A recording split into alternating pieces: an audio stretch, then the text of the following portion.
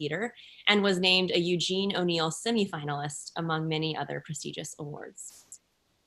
We are joined today by three special guests. So first, let me please introduce the playwright herself, Angela J. Davis. Angela's plays include Agatha, which we are discussing today, as well as The Spanish Prayer Book, which was named a Eugene O'Neill semifinalist. I'm hearing myself talk back to myself. There we go. Thank you.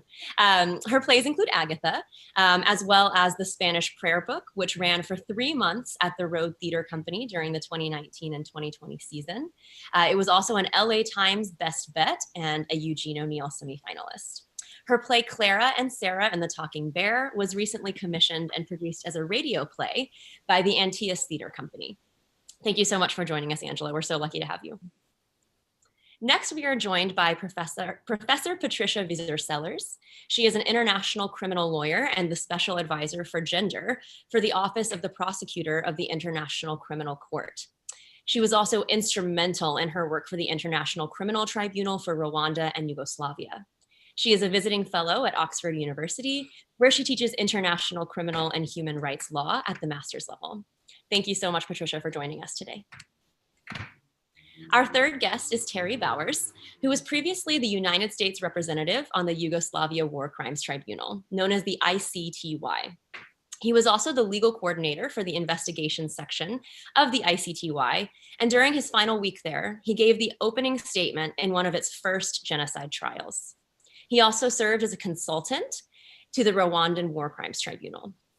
After serving as the United States Attorney for the Central District of California, the federal district that encompasses 7 counties, including both Los Angeles and Santa Barbara, and 19 million people, he is now in private practice and on the Los Angeles board of the Human Rights Watch. So thank you all so much for joining us today. We are so lucky to have all of you. So today we will be discussing the creation of the play, and we're going to examine some of its major themes, as well as Agatha's legacy, the lasting impact of genocide, and how they will Rwanda in 2020.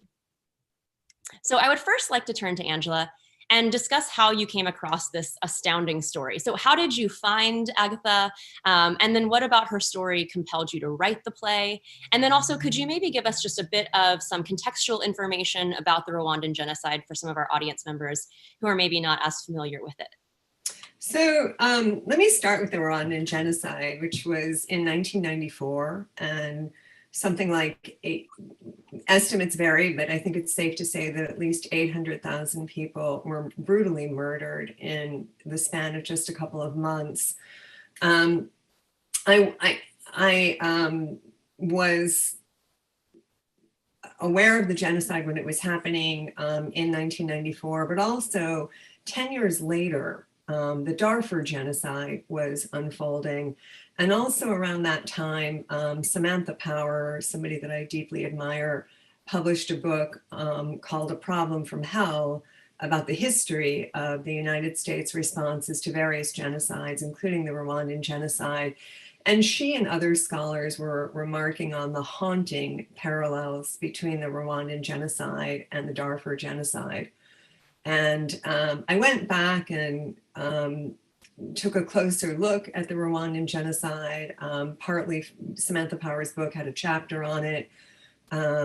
There's also, of course, Philip Gorovich's writing on the Rwandan genocide. And one of the realities of the Rwandan genocide is that there was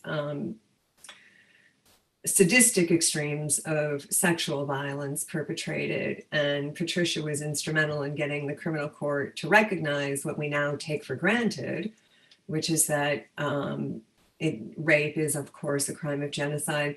But also I was kind of wondering about women, particular women that maybe I could write about.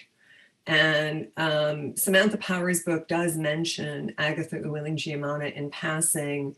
And I kind of was surprised because I hadn't realized at the time that, the person who was second in command, who actually was president after that very consequential plane crash on April 6, 1994, the person who really was supposed to be running the country at that moment was a woman an academic by training and also a mother of 5 children.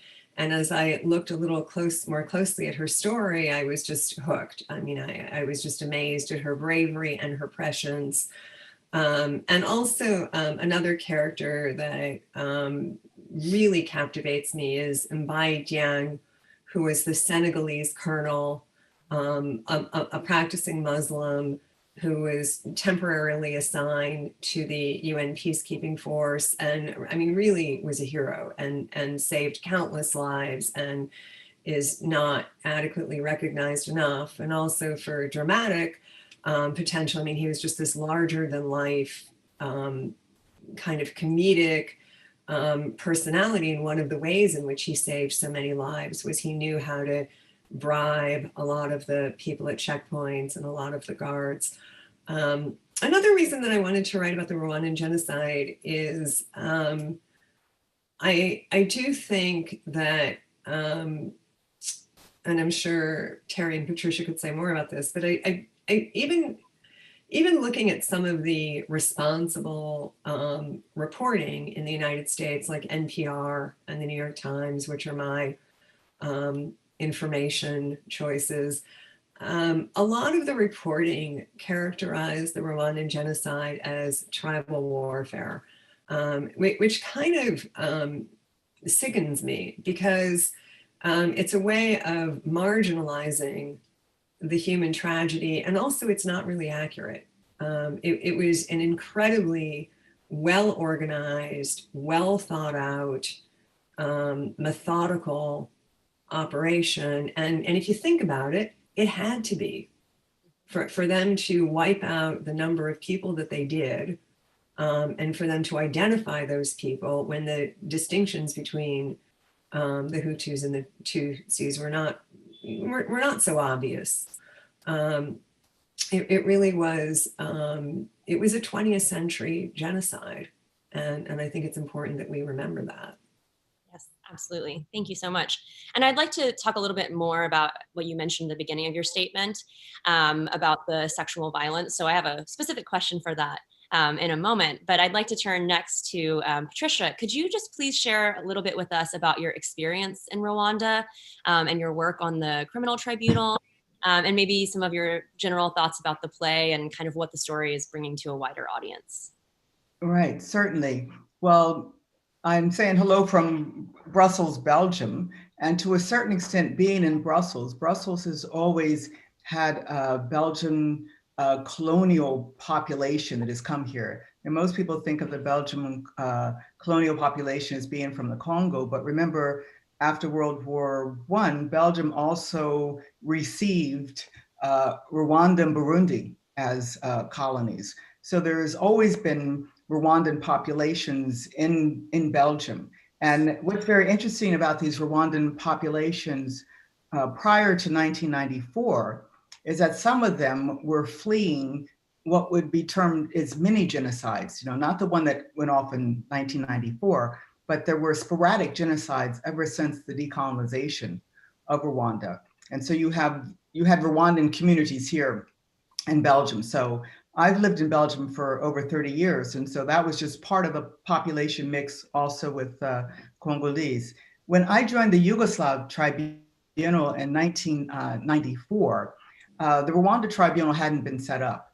But within 18 months, when the United Nations decided to set up Yugoslavia because of an armed conflict on European soil, and all of a sudden we had a genocide where hundreds of thousands of people were killed, Security Council went back into political action and set up the Rwanda Tribunal. And what they did is they made the Rwanda Tribunal and the Yugoslav Tribunal united. It had the same prosecutor and it shared the same appeals chamber.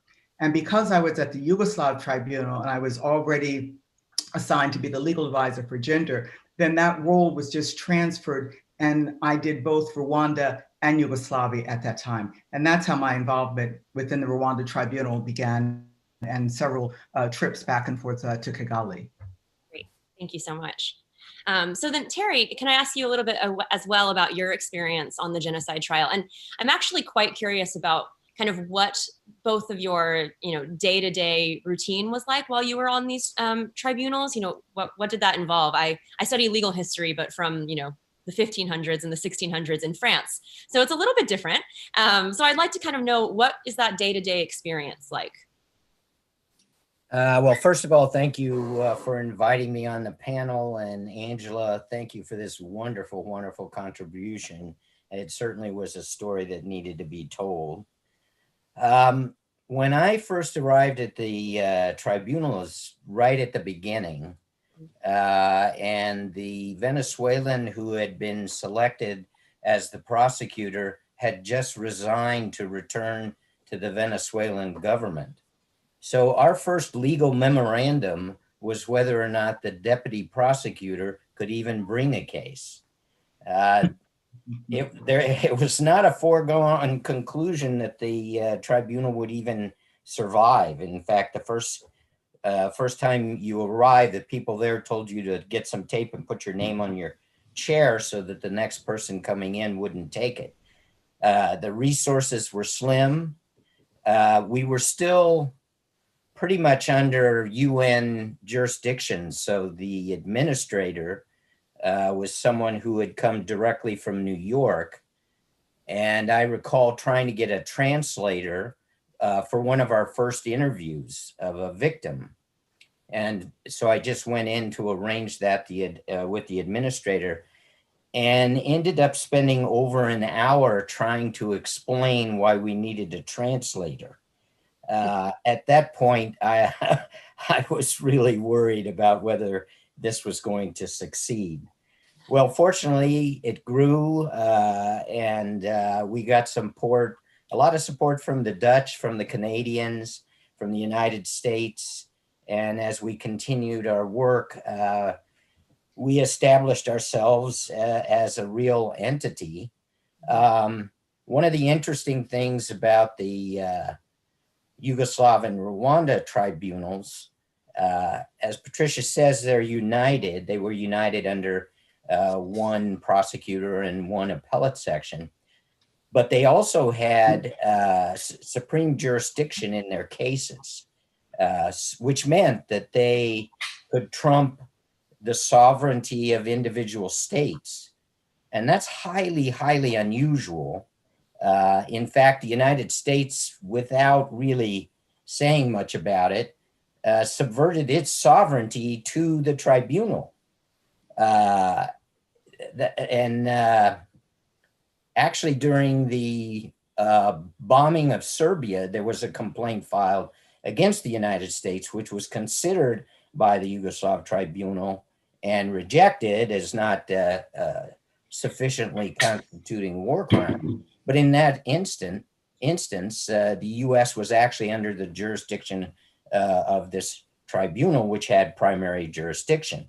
Now, after they tried that experiment, the next time they encountered an opportunity to establish a tribunal in Cambodia and in Sierra Leone, there was immediately a retreat.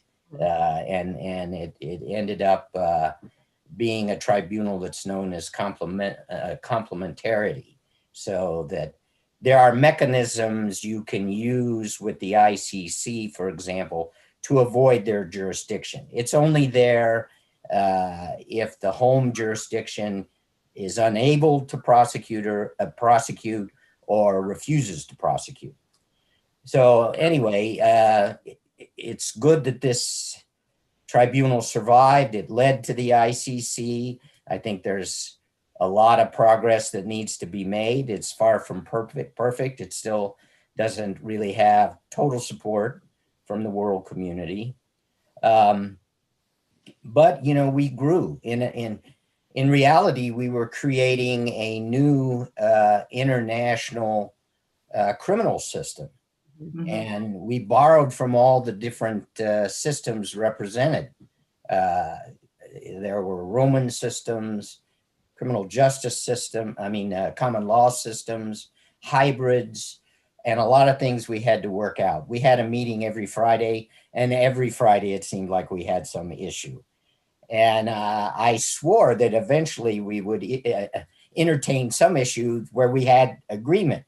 But it never happened. It never even happened when we had a French prosecutor having lunch with a French judge during a trial. And some of us were a little concerned with that.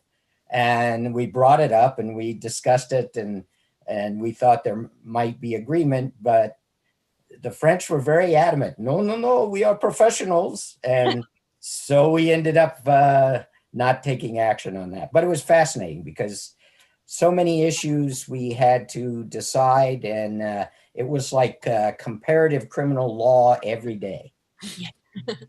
Interesting. Thank you. It sounds eerily and strangely familiar to the cases that I study that I said, like, they're from the 1500s, but it's just this continuous issue of overlapping jurisdiction, mixtures of canon law and Roman law and common law. And it seems that no one ever quite knows what they should be doing because there's so many things that are coming together in contrast in these legal systems. So it's interesting to see that long-term connection. So thank you for that. I appreciate that. Yeah, just one quick example. For example, in the United States, you have a witness that you're going to put on the stand. And of course, with some of these witnesses, they've never even been on an airplane. They've never been out of their village. So you sit down with them, you reassure them, you tell them what questions you're going to ask them, and just prepare them for the testimony. If you do that in the British system, you would be disbarred. Right. You're tampering with the witness. Right. So that's just one example of what we had to work out. Yeah. Thank you so much for sharing. Great. So now that we have a little bit of kind of a background understanding of what was happening in Rwanda and what kind of these criminal tribunals look like, I'd actually like to turn now to Angela and the people in the play. So Angela, can you kind of share with us maybe how much of these characters are real, or which people are made up, and then how did you go about creating these fictional characters? So Agatha, of course, is real. She's based on her real person, and Mbai Jiang, as I mentioned a moment ago, is real. And really, even though there are imagined conversations. I was not a fly on the wall in their houses. I tried to be faithful to their character and the so many aspects of them that I really admired and that moved me to write this. Agatha was the mother of 5 children, which was another thing that was kind of compelling for me. It did occur to me that it would be important to show her with one of her children. But having children on a stage, as theater professionals know, I mean, you just sort of buy, it's sort of like having children as witnesses in a courtroom. You're just buying yourself a headache if you have children, especially in a drama with this subject matter. So what I did was I gave her an 18-year-old son, who also, has some familial and familiar, I think, mother-son generational tension with her. He's savvy and outspoken, and but also loves his mother very much. So that character was created, but it was created, I hope, in the service of telling a truer story. The female character of Carrie, the UN representative, Agatha did have some very close relationships with members of the UN delegation, and including some of the women. And there were a lot of women, and probably Patricia and Terry know more about this, but one of the things that I observed in my own research is that there were a lot of women who were fairly outspoken about what was going to happen in Rwanda. And there certainly were clues. The fax that was sent to the United States, the so-called genocide fax, there was an article in the New Yorker by Philip Gorovitch, who later wrote a whole book about the genocide the article was called The Genocide Fax. So the idea that the United States was tipped off, and really, I mean, it was, I have some admiration for both Bill Clinton and Madeleine Albright. This was not their finest hour. And they were tipped off, and there were a lot of things that could have been done that were not done. And so that, I was trying to be honest about that. There's little details, the hair dryer at the beginning of the play when Carrie borrows a hair dryer from Agatha. Interestingly, Agatha really did hide out in the UN compound when it became clear that her life was in danger on the first night of the genocide. And she and she had befriended some women who were involved with the UN. Carrie's kind of a composite, right, of a UN officer, a female UN officer from Canada, and also a diplomatic type of person. But there also was an incident where there was a power outage. And I can't remember if I read about this in either Samantha Power's book or Alison DeForge's writing, but there really was an incident when Agatha Uwilingiyimana borrowed a hairdryer from one of the female UN diplomats because a generator went out. And it was just this little tiny, intimate, interpersonal woman-to-woman conversation that I just couldn't resist. So I inverted it to make it the UN person borrowing it from, and she's kind of naive and outspoken herself. The character of Addie, the senior UN peacekeeping force, I mean, he's a little bit inspired by Romeo Dallaire, who really had trouble, truly had trouble saving his own sanity. And certainly the radio. Radio was an integral part of this genocide. A lot of the propaganda messaging was through the radio. And one of the things that I also read about RTLM, which was the radio station that was the main source of all the hate radio, is that it was really popular. It was not just a source of racist and violent messaging, it was entertainment. And people all over the country were listening to it because of the entertainment value. And so one of the things that I did try to do with the play was be somewhat honest about that. And so I made the radio person kind of hip and stylish and but also just terrifying. And doubling is it's often used in contemporary dramatic writing where you have one actor play two roles. It happens a lot in Angels in America, for example. And in this play, what I did was I had the same actor who is playing the role of the racist radio announcer be a colonel. And there was, I mean, certainly the Rwandan army did not recognize Agatha, and they immediately, it was a little creepy how immediately they took charge of things after that plane crash, and how quickly they blocked UN investigators from the crash site. And I'm sure Terry and Patricia could say more about this, but it's kind of an unresolved question, what really happened on that first night and who was behind that plane crash and who really got advance notice of it. But it certainly worked to the advantage of the genocidaires that this plane crash happened and people couldn't get to the bottom of how it happened. Mm-hmm. Yeah, thank you. Or Terry, could you maybe expand on that point of kind of the state of the question about that plane crash and kind of what is accepted among the legal community or the historical community about that night? You know, I think my computer is just malfunctioning with my fan. Can you hear that? Yes. Patricia, why don't you take over? Then my fan should be fine in a couple minutes. Let me see if I can fix that. Yeah, well, to answer that question, it's been very difficult to get to the bottom of who was involved in making the airplane go down. And I know that many theories still run forward. Some say that the French were involved. Some say that there were, other parties that were involved. And there's a famous dossier or file that's found in the locker. And I really appreciate that the play has made us look at that as we're waiting for something to happen. And when will it happen? There's going to be a sign.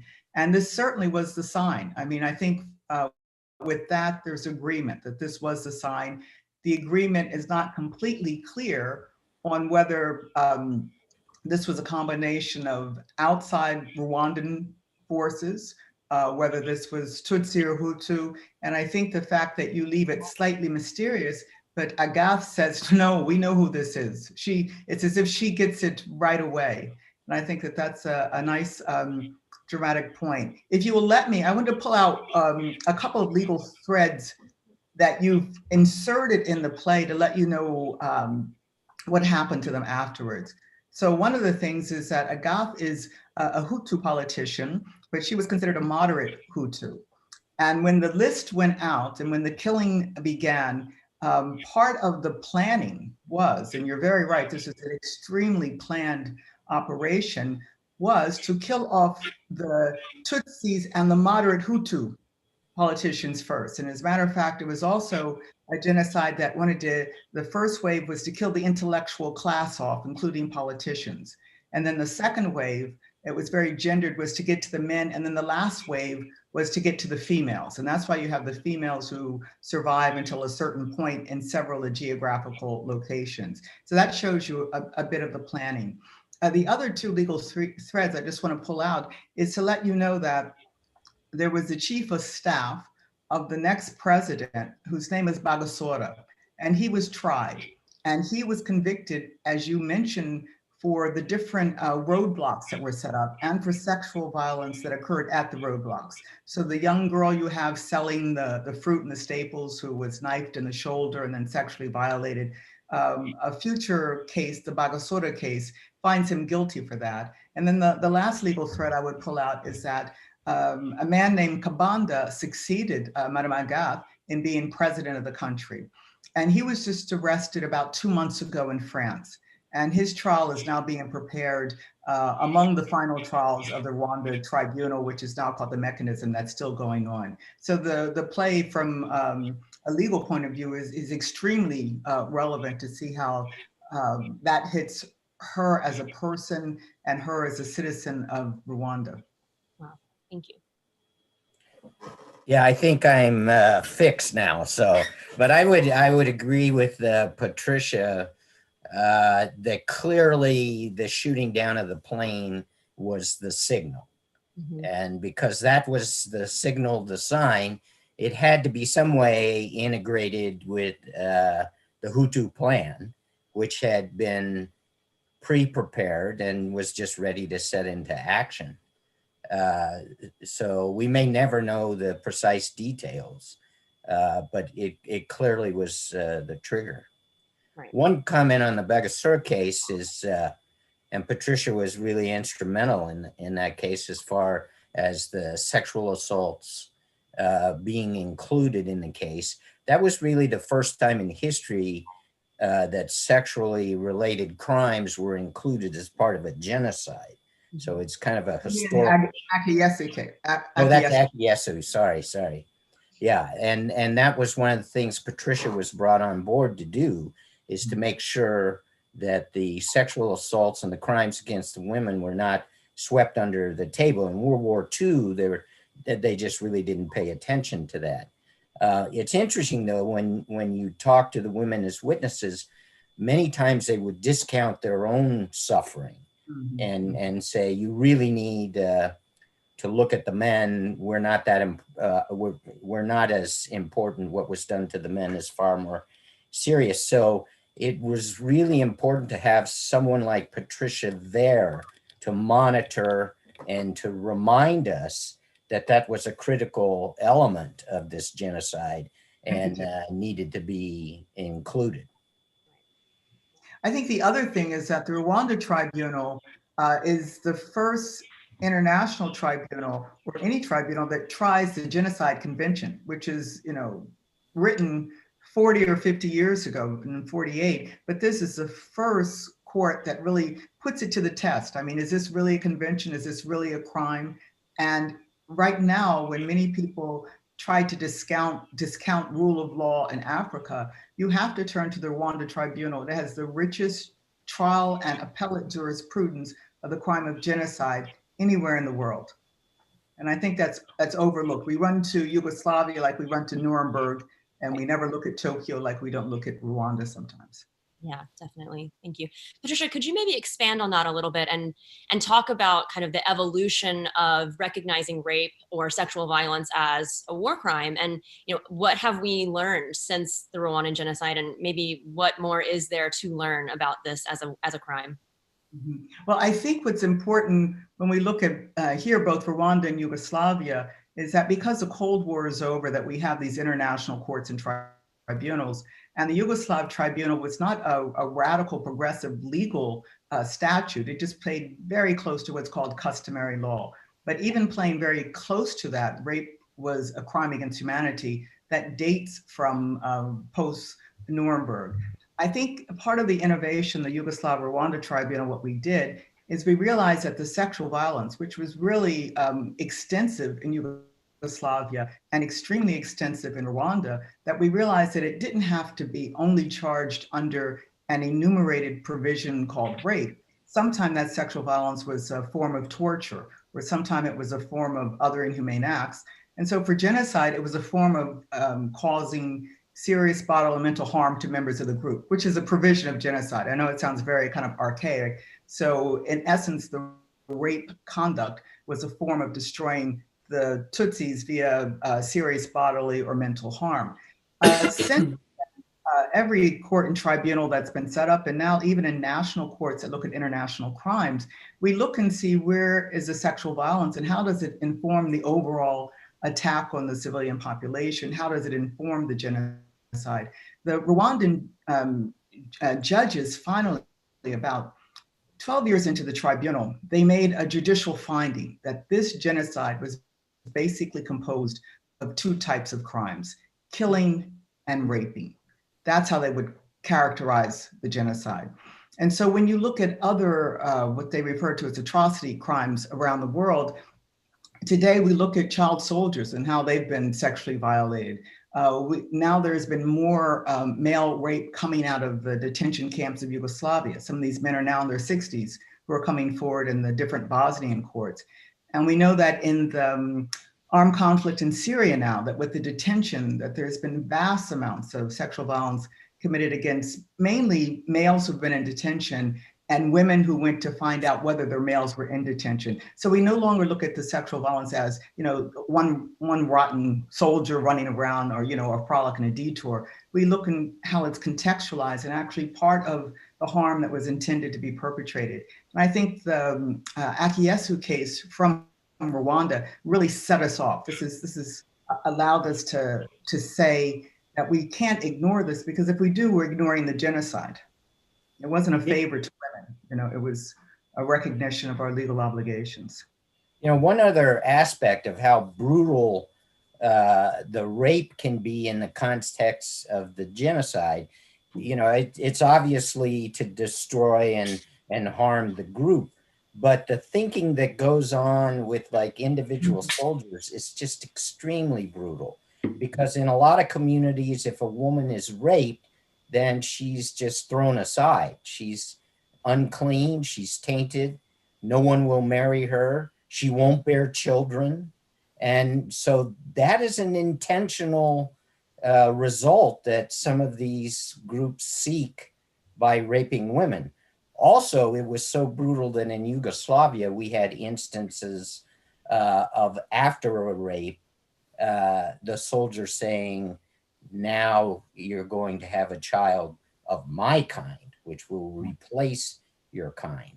So that's just really hard to imagine that people would be even thinking along those lines. But that's why it's so critical to have included this in the overall context. Right. And I think it also points to the power of having legal participants who are, as you said about Patricia, you know, willing to be there for those victims and to speak up for them. I think that's something that's so important. And I think I'd like now to talk about, because both of you have kind of brought up how this is a systemic movement against women and how it is, I mean, yes, as you acknowledge, Patricia, it is sexual violence is committed against people of all identities and all genders. But I think something that is really brought forth in this play that Angela discusses is kind of this, the role of feminism and this feminist theme that runs throughout it. So I'd like to turn to that a little bit. And maybe talk a little bit about, this is a question for all of you, an open floor question, but the play really highlights that Agatha, she was a college professor and she was this advocate for women and girls' education long before she was a political figure. So maybe we could discuss a little bit about kind of the role of education and how educating women and girls can be related to the effort to promote world peace, and maybe the path forward for educating women and girls across the globe. So maybe if you have anything to add about that topic. I think, Agatha, I'd love to hear what Patricia has to say in response to this question, but I definitely think that Agatha was prescient on that very issue. And I think that she was genuinely interested in science and learning and all of that. But I also think it's noteworthy that she was a moderate politician. It's not like she had this huge axe to grind or was a revolutionary, or she was a moderate Hutu, but a very firm, unequivocal advocate for the education of women and girls, regardless of their ethnicity, and particularly in the sciences. As she was herself. So I think she was somewhat prescient on that. I mean, now we sort of see the relevance. The other thing before I turn this over to the guests is I just want to highlight for the viewers that there is a wonderful documentary out there called The Uncondemned, which is available streaming on Amazon Prime and probably other sources. That really shows Patricia's wonderful work on the ground in Rwanda and how difficult it was to do what I think we sort of take for granted, the idea that genocide is of course a crime, or that rape and sexual violence is of course a crime of genocide in this context. It was not so easy to persuade an international criminal court of that. And it was particularly difficult to get the victim witnesses to come forward. And Patricia's work was really terrific, and it's beautifully laid out in that documentary. It's Michelle Mitchell is the director and producer, and it's available on Amazon. I think it's called The Uncondemned, and I highly recommend it. Thank you, Angela. If I could just add, in terms of education, I think you have to realize that Agatha comes up really in the 70s and 80s. And this is a push when women are starting to go to university, and a second wave, I would say, okay, post-1960s decolonization, that you have women who are now 18 through 20, late 70s going to school. And so Agatha goes to school. Certainly at that time period, where basically Catholic missionary schools were opening up to women. They were stopping this type of sex segregation in terms of educating girls as much as educating boys. And what, in quotes, development studies always have shown is that if you educate a woman, you're going to have more of the ability to ensure the health of the family, the education of the family, and the earning power of the family. Because women will spend their money on their children. And so when you bring out how, even though Agathe was a professor, her main concern was about saving her children's life, making sure her children were fine. Not that that in any way denigrated her as a woman. She could hold both hats at the same time and see them both as valuable. But I think that the relationship between women and education, as we can see in Rwanda, was absolutely fundamental. Because after the Rwandan genocide, and it's often quoted that Rwanda has as many parliamentarians that are female as Sweden does, or sometimes more, it's because of the education that had started to occur during the 70s and the 80s. And then, as a matter of fact, the women in Rwanda after the genocide, among the first times they were allowed to become property owners because the males were dead. And so they had to step into a lot of legal roles that before weren't, that women just couldn't possibly hold. And they did. And then you have to start running ministries. So this education is crucial and fundamental.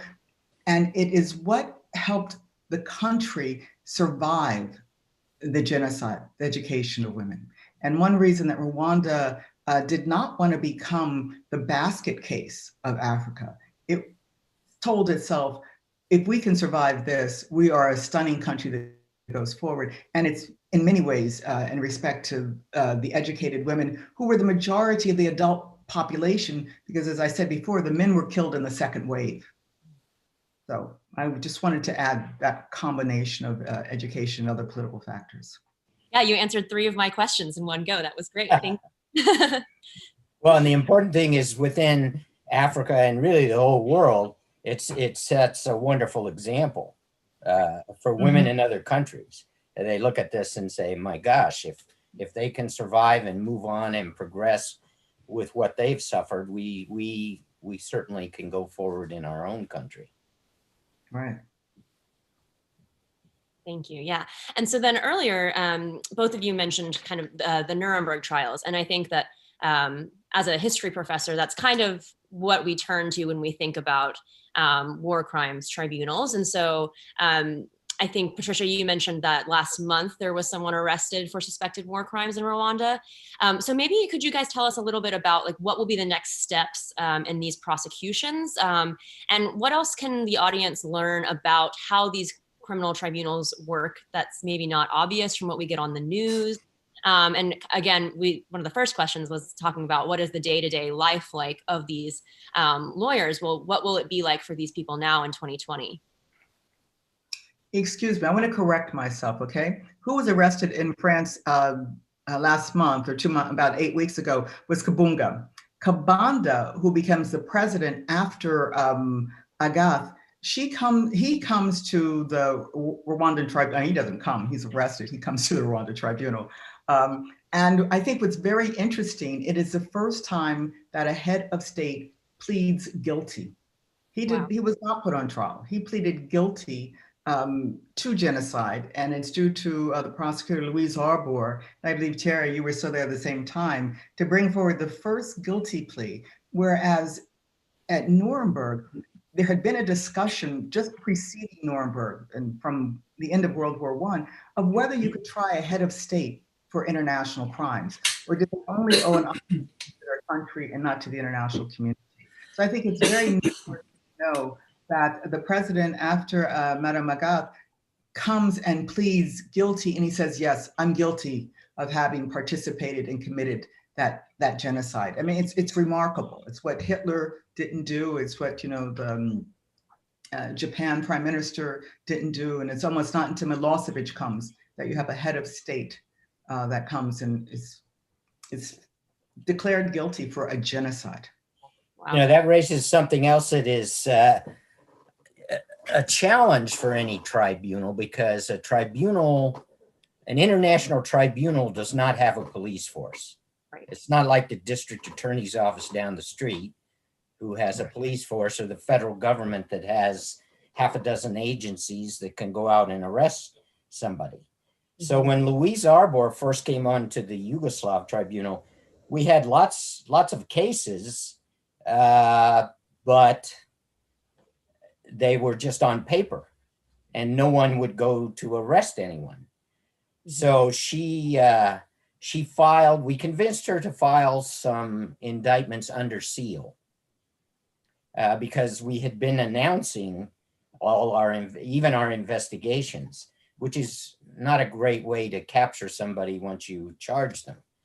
But maybe in the early days, that was important just to show we were doing something. But when Louise Arbour came on board, we convinced her, let's file some of these under seal. And then she went, and by that time, the former Yugoslavia was in several zones, the French, the British, the US. And Louise went to the heads of those areas and said, we're showing you these indictments. You know where these people are. We expect you to find them, arrest them, and bring them to The Hague. If you don't, in 6 months, I will unseal these indictments and tell the world why I'm unsealing them. So that kind of broke the log jam.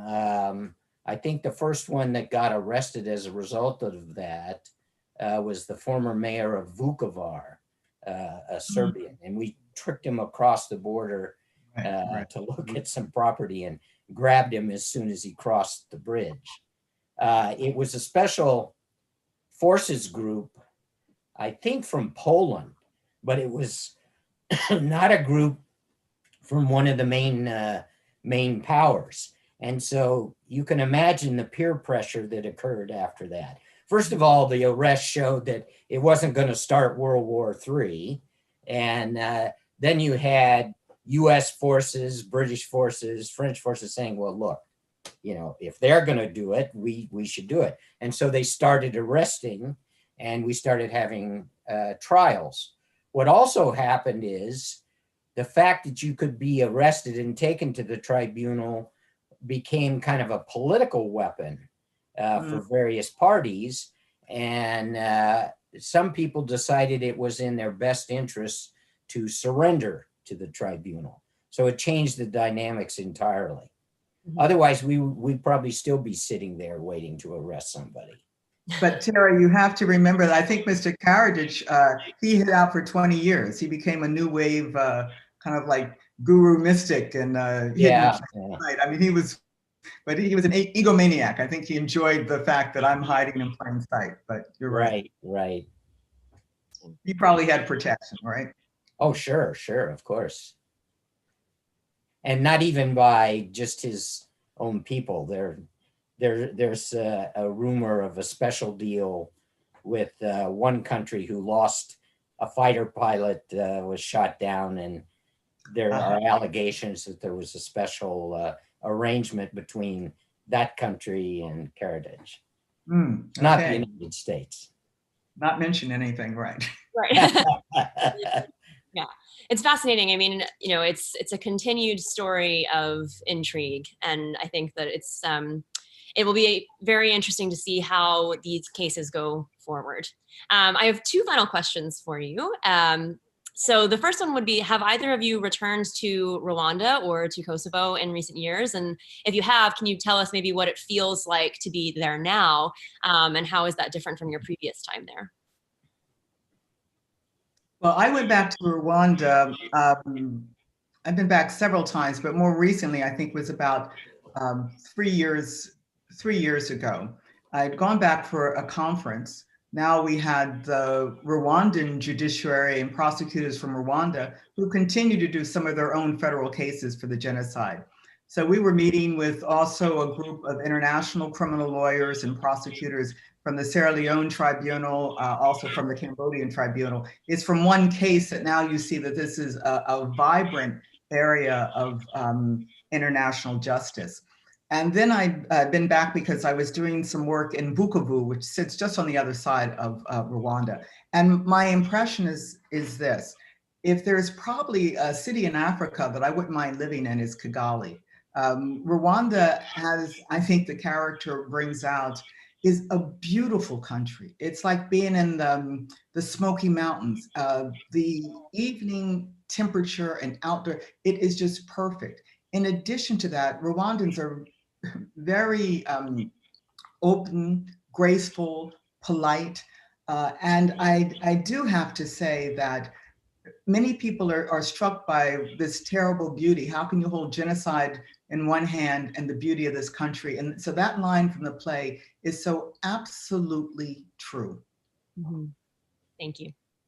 Yes, I haven't been back, but I still have such vivid memories of my time in Kigali as a consultant. It's just a gorgeous country with rolling hills and 100 different shades of green. I mean, it's kind of like the Eskimo with ice. It's just beautiful. But when I was there, it wasn't too long after the genocide, so it hadn't gelled into this international justice center, and it still was not as safe as it is now. You walked around and you saw red Coca-Cola cans on a stick. Well, that wasn't an economical way for Coca-Cola to advertise. That actually designated a landmine. So you didn't want to kick a can in Rwanda. I was stopped by a 15-year-old with a machine gun who asked me where I was going. And I said, well, I'm just going back to my hotel. And really, why are you asking me? And he said, well, you don't think I have authority? I said, well, you have no identification. He says, you want identification? I'll show you some. So he takes out one of those little paper cards that comes with the wallet when you buy the wallet. And in handwriting is his name and some agency. So I just said, thank you very much. I'll be off now. But it's not the same city it was, thank God, when I was there. Right. Thank you. Great. So my final question is for Patricia and Terry, and then the same question, but slightly altered for Angela. What kind of advice would you give to either young legal scholars or young historians like myself who are wishing to learn more about war crimes or crimes against humanity? And then for Angela, what advice can you give to young playwrights who are looking to write meaningful and compelling stories like this one? Well, let me jump in here right away because I'm so happy that a young historian has asked this question, because I have literally said at least dozens of times in the past 3 years that I really wish there were some feminist historians to go back and look at all of the cases, including Nuremberg in Tokyo, that I have here, I've read incessantly, and all of the what do you call them, subsequent trials. And now I don't know any feminist legal historian, and this would contribute so much to erasing the myths of what was there and what was not within those legal holdings, how many females participated in these cases, when, what, when, where, how, and why. So that would be my desire, that there would be 10 of you and that will become a field. Thank you. I would just say there are so many opportunities for historians, lawyers, many stories like Angela has uncovered exist. There are a lot of legal issues that are yet to be resolved. I mean, I've tried over time to convince people in the United States that being a member of like the ICC is not really a threat. If you're undertaking an investigation yourself and it's seriously, the ICC doesn't even have jurisdiction. Right. So there are opportunities to develop support worldwide, and legal issues still come up as to what's required. You know, if you're part of a firing squad and you're told you're going to be killed if you don't participate, you know, those types of issues, lots of very intriguing issues. And again, as we both mentioned, we kind of created it as we went along, but that doesn't mean it's set in stone. You know, that's why there's an appellate court, and it's very much a live area of the law, and I think it would be fascinating for someone to get into at this point. Thank you. Oh, Angela, you're muted. I certainly agree with the other comments that there's tremendous opportunity, and partly because there's so much work to be done, right? And there's so much work yet to be done to repair the world and tell stories that need to be told. I also have another career, which is how I know Terry. And what I tell young lawyers is, hopefully you're in law school, not just because you want a secure profession, but also because you're a humanist at some level. There's a reason that you chose law school rather than accounting school.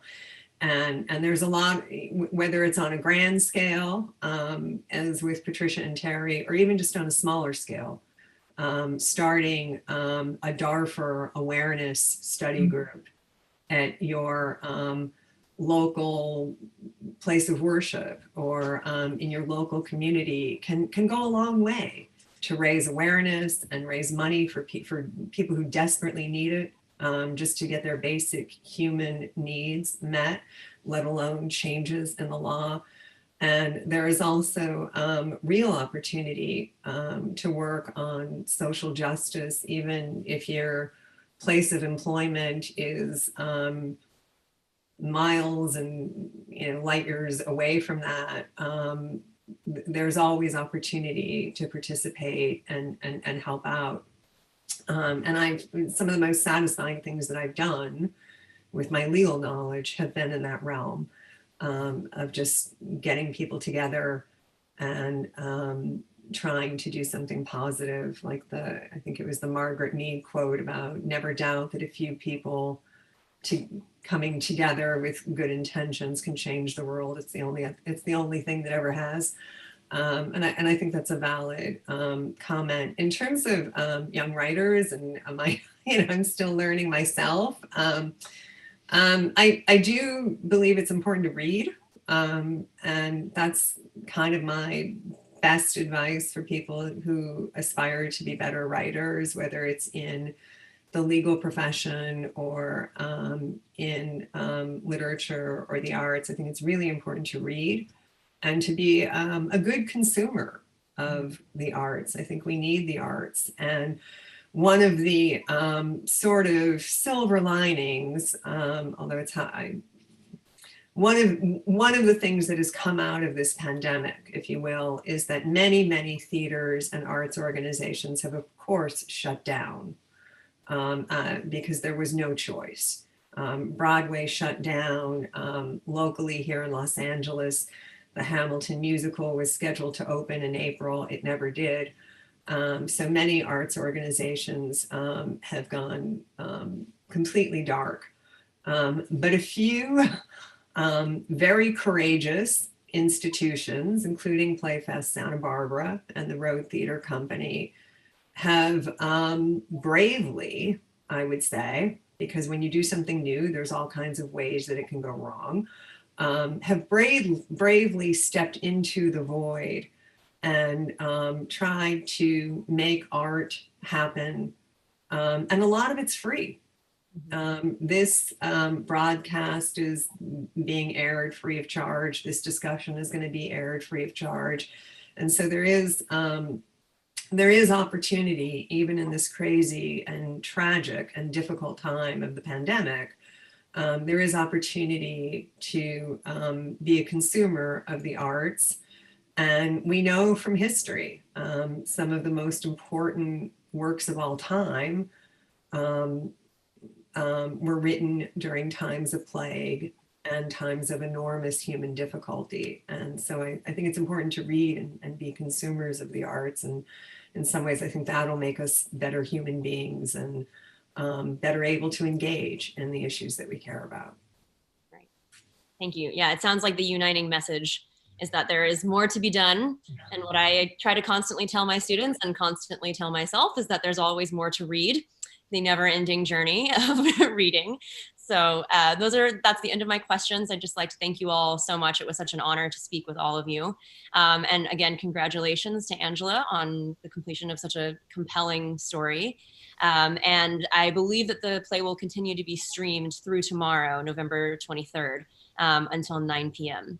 So with that, I will turn us back over to Michael, and thank you again. Thank you. First of all, on behalf of Playfest Santa Barbara, thank all of you for this extraordinary conversation we've had today in response to and inspired by Angela's extraordinary statement about what happened to particular people in a particular time. And that's one of the powers that, the power of theater, the power of art, whether it's visual or music or dance or even theater, which is my medium and Playfest medium, is to tell our stories. And there is a particular reason why Agatha is our honorary play, and because it is so powerful in speaking to the human experience. And this is one of the things that I just want to share as we get into closing, is that Playfest Santa Barbara is dedicated to the development of new plays and playwrights. And so if If this work by Angela inspires you to write your own story or reflect on the story of the world around you, then we have been successful. We don't produce fully developed plays. We help to develop the plays with the intention of helping them get out into the world to be fully realized productions.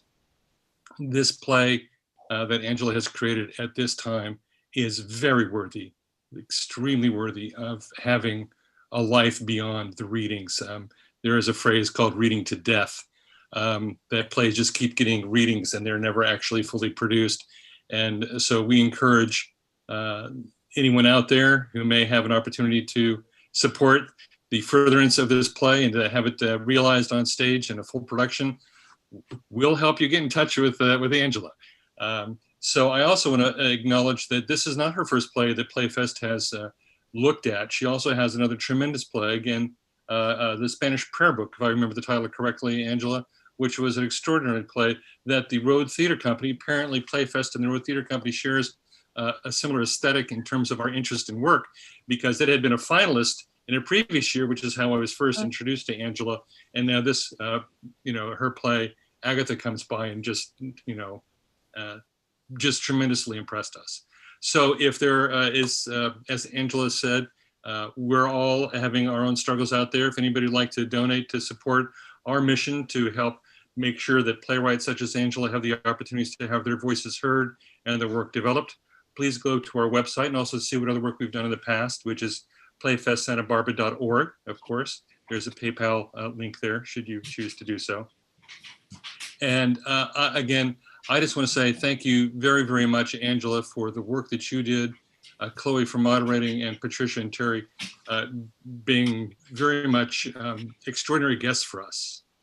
So with that, I'm going to stop our recording and we'll go offline. So again, we're showing Agatha streaming until 9 o'clock on the 23rd in 2020. All right. Thank you all, everybody.